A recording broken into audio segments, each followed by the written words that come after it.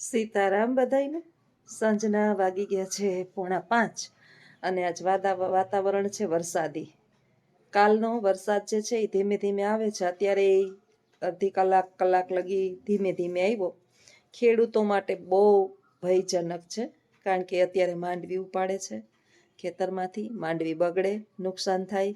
મોઢામાં આવેલો કોળિયો જે છે એ જો વરસાદ આવશે તો છીનવાઈ જાય. એટલે પ્રભુ પાસે પ્રાર્થના કરીએ કે કોઈનું બગડે નહીં. બહુ મહેનતે માણસ, સતત મજૂરો મળતા ના હોય, દિવસને રાત ઉજાગરા કરતા હોય, આટલી મહેનત કરી હોય આખું વરસ, અને એ બધું મિથ્યા જાય તો ખૂબ દુઃખની વાત થાય. અને મોંઘવારી પણ ફાટી નીકળે, કારણ કે ખેડૂતનું બગડે તો જગતનું બગડે. ઉદ્યોગમાં ખોટ જાય ને વાંધો નહીં, ફેક્ટરીઓ બંધ થઈ જાય વાંધો નહીં, કાપડની મિલો બંધ થઈ જાય વાંધો નહીં, પરંતુ ખેડૂતોને જો નુકસાન થાય, ગરમી બહુ છે, પંખો ચાલુ છે તોય એકદમ ઢાંકલું થઈ ગયું છે, ખેડૂતને નુકસાન થાય ને તો બહુ તકલીફ છે. કારણ કે બધો કાચો માલ જે છે ને એ ખેડૂતોના ઉત્પાદનથી ચાલુ થાય છે. જગતનો તાત છે. ભગવાન જે છે ને એણે સરસ મજાના પોતાના રૂપો બતાવ્યા છે. ભગવાન દ્વારકાધીશ પૂર્ણ પુરુષોત્તમ નારાયણે કે તમારે મને મંદિરમાં શોધવાની જરૂર નથી. હવે હમણાં તમે કહેશો તો તમે હું જાત્રા કરવા ગયા હતા. હું જાત્રા નથી કરતી. આપણે આપણા ભારતની અંદર આપણા હાથ પગ હાલે ત્યાં સુધી ભારત છે. શક્ય હોય ત્યાં સુધી આપણે એના જગ્યાઓ જોઈએ, ફરીએ કે બીજા રાજ્યની અંદર શું છે, અને પવિત્ર કોઈ જગ્યા હોય તો ત્યાં આપણે જઈએ. બાકી ઈશ્વર હર જીવમાં શિવ છે, અને દરેક મનુષ્યનું પાલન પોષણ ભગવાન પૂર્ણ પુરુષોત્તમ કરે છે. અને આપણા સર્જનહાર જે છે બ્રહ્માજી છે. આ બ્રહ્મા, વિષ્ણુ અને મહેશની જોડી જે છે એ તો આપણી સાથે છે. પિતા બ્રહ્મા, પાલનહાર વિષ્ણુ, અને હર જીવમાં શિવ. એ આપણા આત્મા એ જ આપણો શિવ છે. એટલે આપણે જઈએ આપણી ખુશી માટે, ફરવા માટે. બાકી કોઈ મંદિરમાં દર્શનાર્થે જાતું જ નથી. આપણે બધાને ખબર જ છે કે એટલી ભીડની અંદર અમે ગયા હતા ઉજ્જૈન મહાકાલેશ્વરના દર્શને. ત્યાં તો બહુ વાંધો નહોતો આવ્યો. તમને 1 મિનિટ ઊભા ના દે ક્યાંય કોઈ મંદિરે. આમ ખાલી જોઈ લ્યો ભગવાનને. ત્યાં તો ધક્કા મારવા વાળા ત્યાં 2 ઊભા જ હોય. તમે દ્વારકા, આપણે ગુજરાતની અંદર દ્વારકા નજીક થાય, સોમનાથ, આપને બધાને ખબર છે કે ધક્કા જ મારીને કાઢી જ મૂકે. વીવીઆઈપી દર્શન, વીવીઆઈપી દર્શન, વીઆઈપી દર્શન. ચલો બોલો, ચોખ્ખો બોર્ડ મારે છે કે જલ્દી શીઘ્ર દર્શન કરને કે લીએ યહાં આઈએ. એની ટિકિટ લેવાની આપણે 500 રૂપિયા, 1000 રૂપિયા, જેટલી જલ્દી તમારે દર્શન કરવા હોય એટલા વધારે પૈસા. ભગવાનમાં જ્યારે આવું થઈ જાય ત્યારે વિચારી લેવાનું કે આ તો વેપાર થઈ ગયો છે. બધી જગ્યાએ વેપાર છે. આપણે ગુજરાતમાંય છે, બધે છે. એવું નથી કે ક્યાંય છાની છૂપી થતું હોય. ક્યાંય યુજીનમાં તમે સામે બોર્ડ જોયેલો. આવી રીતે ભગવાન જે છે એમાં વાસ ન કરતા હોય. ભગવાન તો દરેકના. આપણે એ બાને એ જગ્યાએ એ જ્યોતિર્લિંગ સ્થાન જોઈએ. ઓમકારેશ્વરની અંદર એટલી ભીડ કે એની કોઈ સીમા નહીં. ભગવાનને બહુ અઘરા બનાવી દીધા માણસોએ. આપણે મંદિરમાં જવાનું મન નથી થતું. તમે વિચારો, માણસો પહેલાના ઘરડાઓ નિવૃત્ત થતા અને હાલી અને દર્શનાર્થે આવતા. નિવૃત્ત એટલે દીકરા દીકરીઓ પરણી જાય, એના ઉપરથી જવાબદારી પૂર્ણ થાય, પછી એની જાત્રા કરવાનો સમય આવે એટલે પગપાળા ચાલીને એક જગ્યાએ જાત્રા કરવા જતા. અત્યારે જાત્રા કરવામાં વૃદ્ધો જ તમને ક્યાંય જોવા જ નહીં મળે.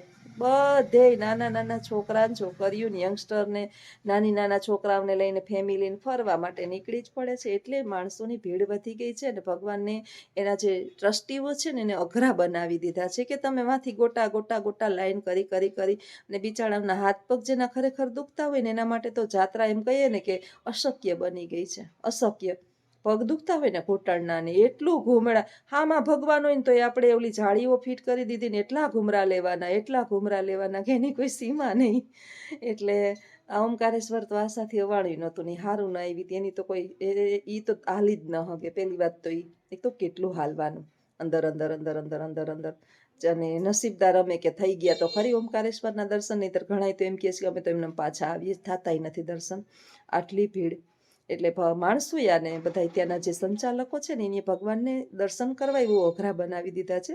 એટલે જ્યારે પણ હવે આયોજન આપણે ગોઠવીએ ને જોવા ફરવાનું, ત્યારે હંમેશાને માટે જે છે ને નેચરલ પ્રકૃતિના સ્થાનો હોય ને ત્યાંનું ગોઠવાય.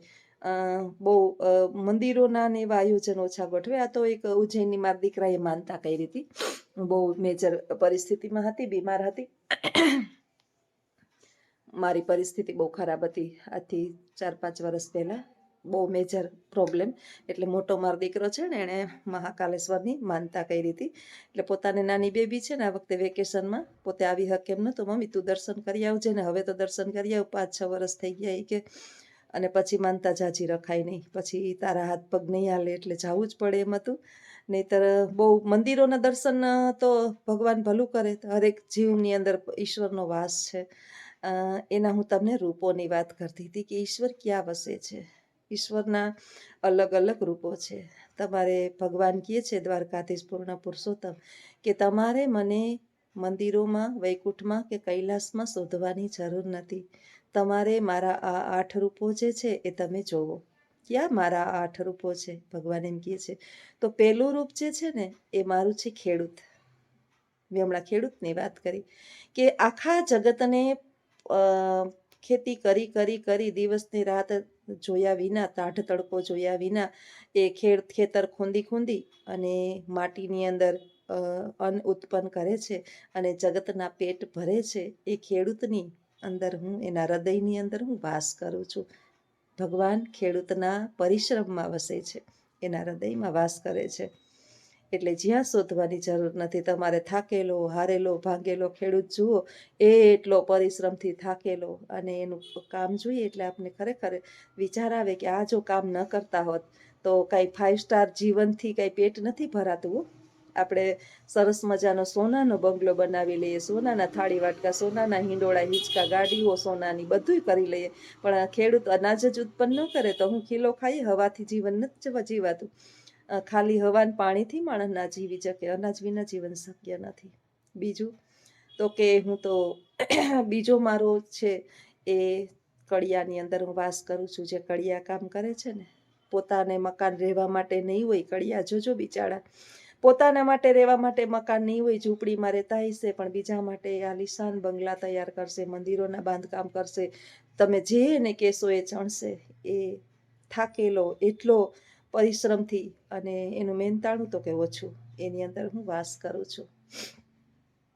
ત્રીજો તો કે હું જે છે ને વસ્ત્ર વણનાર વણકર, જે વસ્ત્ર વણે છે. પેલા છે ને વસ્ત્રને વણવા પડતા, હવે તો મશીનરી બની ગઈ છે. એ વસ્ત્ર વણનાર ની અંદર હું વાસ કરું છું.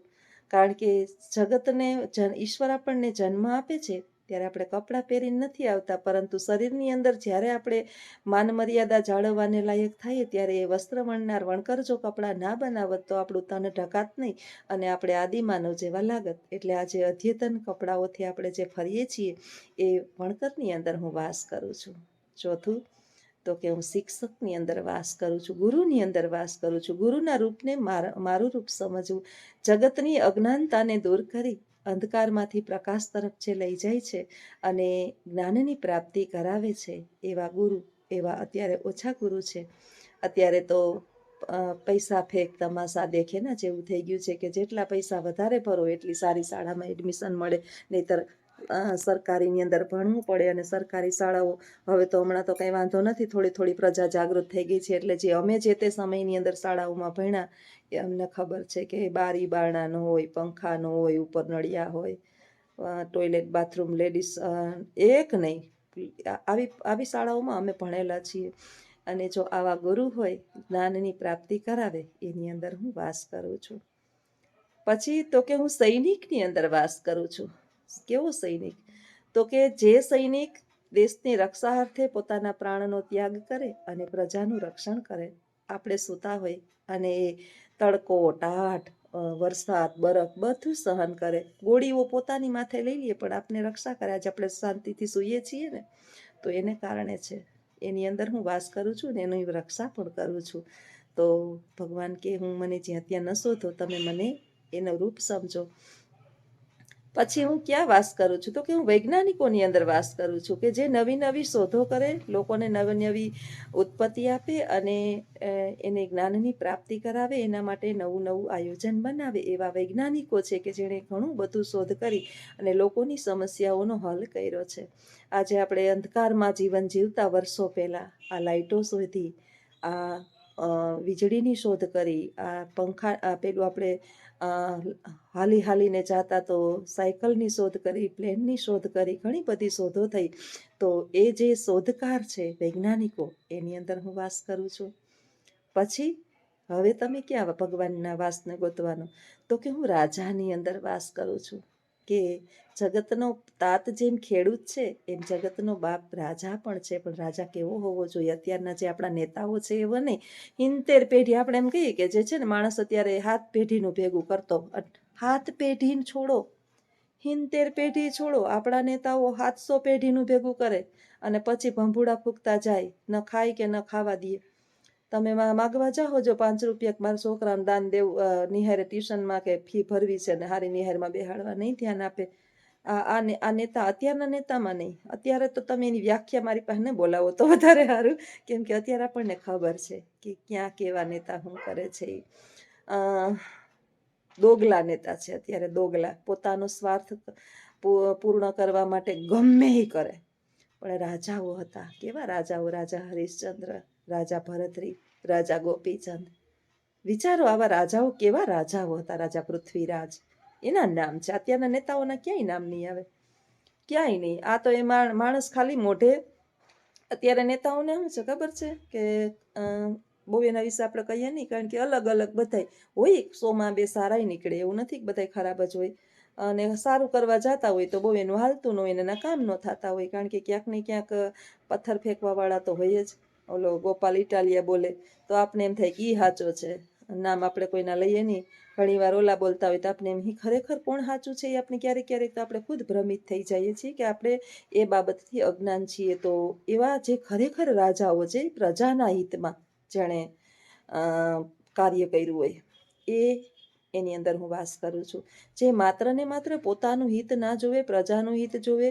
પ્રજાના માટે જ્યારે મુશ્કેલી પ્રજામાં હોય, દુષ્કાળનો સમય હોય, પાણીની અછત હોય, બીજી કોઈ સમસ્યા હોય, માર્ગ સડક, પોતાનું કામ ન થાય તો ચાલશે, પરંતુ મારી પ્રજા જે છે એ ભૂખી ન રહેવી જોઈએ, આવું વિચારનાર રાજાના હૃદયની અંદર ભગવાન કે હું વાસ કરું છું. તો તમે મારા આ 8 રૂપોને જાણો. ભગવાન એમ કહે છે કે આ મારા 8 રૂપો છે. તો મને નથી મંદ વૈકુંઠમાં શોધવાની જરૂર, કે નથી કૈલાસમાં શોધવાની જરૂર. મારા આ 8 રૂપો છે. જો તમે એને જાણી લ્યો તો હું ક્યાંક ને ક્યાંક તમને એની અંદર જોતો. હા, પછી હું દરજીની અંદર વાસ કરું છું. દરજી કપડાં સીવે છે અને આપણા તનને ઢાંકે છે. એની અંદર હું વાસ કરું છું. જો કેટલા લોકોની અંદર ઈશ્વર વાસ કરે છે, આપણને પણ ખબર નથી. એટલે ટૂંકમાં કહેવાનો અર્થ એટલો છે કે હરેક જીવની અંદર શિવ છે અને જીવ એ જ શિવ છે. આપણે કહીએ ને, આત્મા એ જ પરમાત્મા. બસ આપણો આત્મા જે છે ને કેવો હોવો જોઈએ. એક બેન કહેતા હતા, તમારી ચાપલીને તો બતાવો. અમારી ચાપલી જો ખાય અને સેટી નીચે જો સૂતી, એ ડાઈ થઈ ગઈ છે સેટી નીચે. અને અમે બહાર ગયા હતા તો અમારા સામે છે ને બહુ સારા માણસો રહે છે. એ ભાઈની બહુ જ હેવા છે, એ બે માણસની. અમારી ચાપલી રે એની પાસે ઘણી વાર અમે સવારથી હાઈ સુધી કે જતા હોય ને તો એની એવા છે, એને અહીંથી ખાય. એટલે એ અમારે ટેન્શન, ચાપલીનું એમ જવાનું ટેન્શન ન હોય કે 10 દી મહિનો દી જવું હોય ને તો ચાપલીનું ટેન્શન નથી. એટલે એ ત્યાં રહેતી હતી. બધા અત્યારે પશુ પ્રેમી માણસ સમજી ગયા છે કે માનવ સેવા કરતાં પશુ સેવા કરવી સારી. ઘણા બધા લોકો સેવા કરતા હોય. એટલે આ તો અબોલ જીવ છે એને કોઈ ના ન પાડે. તો ત્યાં હતી અને સારી રીતે રાખતા હતા. અને એની એવા છે, અમે કરી જ છે એવા. કારણ કે આપણે તો અચાનક ક્યાંક જવાનું થતું હોય, હું તો ઘણી વાર જાતી, એટલે હું ન હોય ત્યારે એ રાખતા ઘણી વાર. તો ચાપલી ત્યાં હતી અને બસ વરસાદી એકદમ વાતાવરણ છે, એકદમ ગરમી એકદમ ઉપડી નીકળી છે, બફારો. અને ભગવાનને પ્રાર્થના કરીએ કે એ ગરમી વરસાદમાં ના પરિણમે, કારણ કે ખેડૂતનું બગડશે તો આપણું ભેગું બગડશે. અને ઈશ્વર કોઈના હાથમાં આવેલો કોળિયો ના છીનવે, એવી મારા દ્વારકાધીશના ચરણોમાં પ્રાર્થના. અને ઘણા સમય પછી આજે આવો વ્લોગ બનાવ્યો. અત્યાર સુધી તો બહારના રખડવાના ને ફરવાના ને સમયમાં તમને બતાવતા હતા. જીવનની અંદર ક્યારેક ચેન્જ જોઈએ, આપણા જીવનની અંદર રખડીએ ફરીએ થાકી જઈએ, આપણને ખબર છે, પણ એક ધારું જીવન એક દરમાં હરપાઈ મૂંઝાય. અને હું તો 32 વર્ષ થયા હતી તો ઘણાઈને મરચા ઉડે છે. ઓલા એમ કહે ને કે જોઈ ન હકતા હોય, આંખોમાં મરચા પડે, જોઈ ન હગે. આપણે રખડતા ફરતા હરતા ફરતા આનંદમાં રહીએ ને. ઓલા એક સરસ મજાનું છે ને કે મારા એટલા બધા શુભ ચિંતકો છે ને કે મારું શુભ થાય ને એને ગમતું નથી. એટલે આ જગતની અંદર આવું છે, પણ આપણે હાથી હાયલો જાય અને કૂતરા ભૈસે રાખે એમાં આપણે બહુ ધ્યાન દેવાનું નહીં. આપણું જીવન છે, આપણી ફરજ પૂર્ણ થઈ જાય એટલે આપણે આપણા માટે જીવવું પડે. હું તો હજી ક્યારેક પહેલાં પ્રવાસમાં અને બાળકો વિદ્યાર્થીઓને લઈને જાતી ફરી હેરી, પણ હજી તો બિચારો ક્યાંય ગયો જ નથી. તો હવે એને મારે કંઈક બતાડવું પડે. અને બે એકલા માણસ જઈએ તો અજીત જે છે એ બાબતમાં કાચો પડે. એટલે મારે હથવારોય જોઈએ. તો લખુથી બેસ્ટ હથવારો અમારો વિડિયાનું અમારો વ્યવસાય જા સાથે જોડાયેલો છે, એટલે અમારે એને કારણે જઈએ તો અમારે ખર્ચો તો એમાં ઉપડી જાય. તો વધે ઘટતું નથી ક્યારે, ઈશ્વરની કૃપાથી ને બાના આશીર્વાદથી. તો હાઈલે રાખી જીવન છે, જેવી જેની એ વિચારસરણી હોય ને એવી એ લોકો વાતો કરતા હોય. પણ બહુ વાતો કરવાથી કે બહુ મને કાંઈ બહુ ફરક પડે નહીં. હું એ સ્વભાવનું માણસ જ નથી કે કોઈનું સાંભળું. આપણી જીવન છે, આપણી રીતે જીવવાનું. બસ ફરક એટલો હોવો જોઈએ કે આપણે સાચા છીએ અને આપણી દ્રષ્ટિમાં અને ઈશ્વરની દ્રષ્ટિમાં. તો આવજો. સીતારામ.